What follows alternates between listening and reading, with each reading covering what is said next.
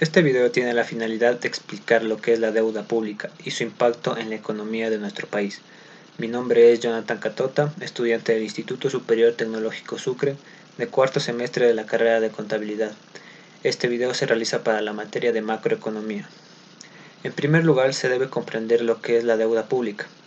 La deuda pública son todas las obligaciones financieras contraídas por el Estado, es decir, son deudas que tiene el Estado con inversores nacionales o otro país. Dentro de estas deudas se encuentran préstamos que ha contraído el gobierno central y los organismos municipales y regionales, entre otros. Para poder tener la deuda exacta, es decir, la deuda pública total, se debe sumar la deuda de todo el conjunto de las administraciones públicas. Dentro de nuestro país, la deuda pública nos está afectando gravemente, porque el país no se debe endeudar demasiado, ya que según la Ley de Ordenamiento de las Finanzas Públicas, el país no puede endeudarse más allá del 40% de su PIB nacional. Al no poder cumplir con este requerimiento en 2018, el presidente de ese entonces estableció un veto parcial a esta ley porque ya se sobrepasó el 40% de endeudamiento. Por medio de una planificación que se plantea hacer con el FMI, se espera que hasta 2032 la deuda vuelva a ser de un 40%. Dentro de todo este proceso, hasta el 2025 la deuda representará un 57% de nuestro PIB.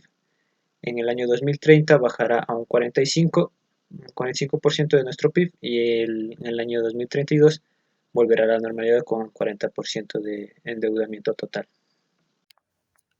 Actualmente nuestra deuda pública hasta junio de este año es de 62.859.44 millones de dólares. Esto representa el 61.29% de nuestro PIB nacional, a lo que corresponden 18.000 millones de dólares de deuda interna y 45.000 millones de deuda externa. La deuda pública está formada por la deuda interna y externa. Dentro de la deuda interna se encuentran todos los procesos financieros que se dan dentro del país, y la deuda externa es lo contrario, es decir, los procesos financieros realizados en otros países. Dentro de la deuda interna se tiene la facilidad y la libertad de negociar con acreedores internos.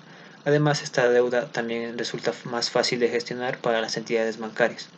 Mientras que la deuda externa, para tener este tipo de deudas, lo más normal es adquirir préstamos al Fondo Monetario Internacional o a otras entidades bancarias internacionales.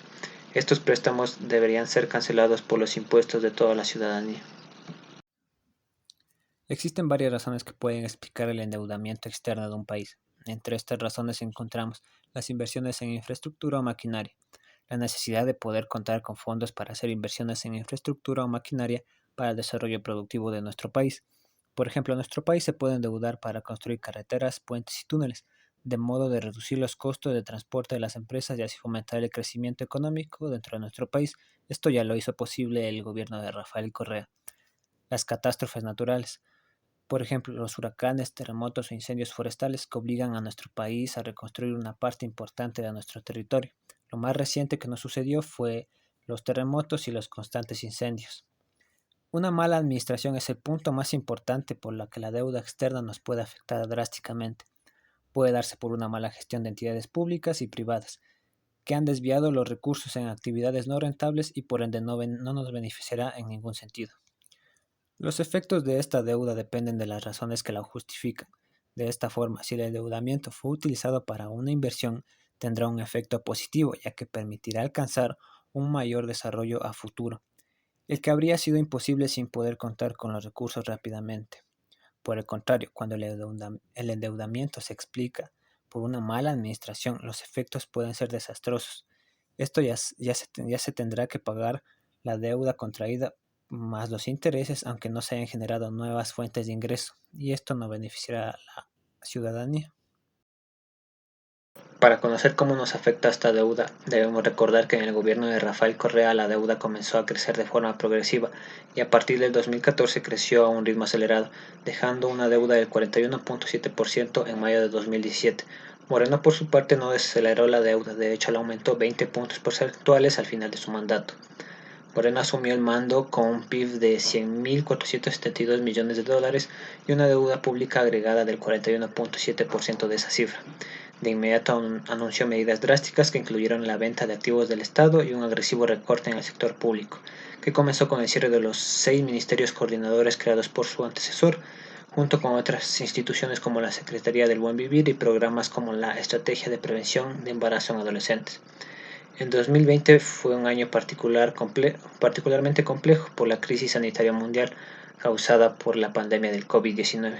El PIB cayó a 108 millones de dólares a 96.677 millones de dólares y la deuda pública pasó de 57.317 millones en 2019 y se espera que en el final del año 2021 sea de 63.164 millones de dólares, lo que equivaldría al 65.3% del PIB.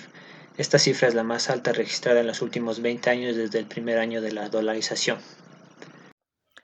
El endeudamiento es malo cuando se usa para gastos que no benefician en nada a las generaciones futuras.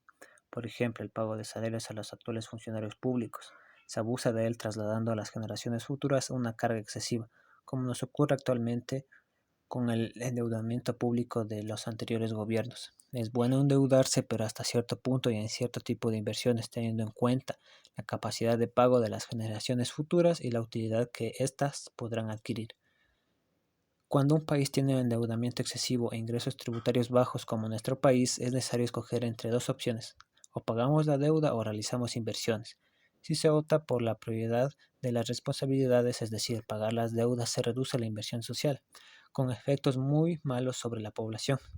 Los más perjudicados son los niños porque ellos son los que más necesitan los servicios sociales básicos, como la nutrición, educación, salud y agua potable, entre otros. Esta deuda nos está bloqueando nuestro desarrollo como país, se está convirtiendo en el mayor impuesto que debemos pagar nosotros los ciudadanos. La corrupción es el mal uso fiscal, el cual ha llevado a la quiebra a nuestro país y por ende a contraer más deuda externa. Cada año el déficit aumenta sin la demostración de un avance significativo. Se sigue gastando dinero desequilibradamente y sin límites, causando preocupación a la población. Actualmente por la deuda pública y la corrupción política está en decadencia el ingreso público y privado. Son resultados de que no se está llevando un buen manejo del dinero que se invirtió para el desarrollo del país. Por el contrario, se está desatendiendo las necesidades básicas como la sanidad, la vivienda, la educación e infraestructura, que conllevan a un descontento por parte de todos los ciudadanos. No cabe mencionar que la falta de empleo también es uno de esos puntos que nos impide desarrollarnos como país. Esto impide tanto económicamente como de forma social equitativa y ambiental sostenible todas las posibilidades de que nuestro país progrese y esto parece muy difícil de cambiar.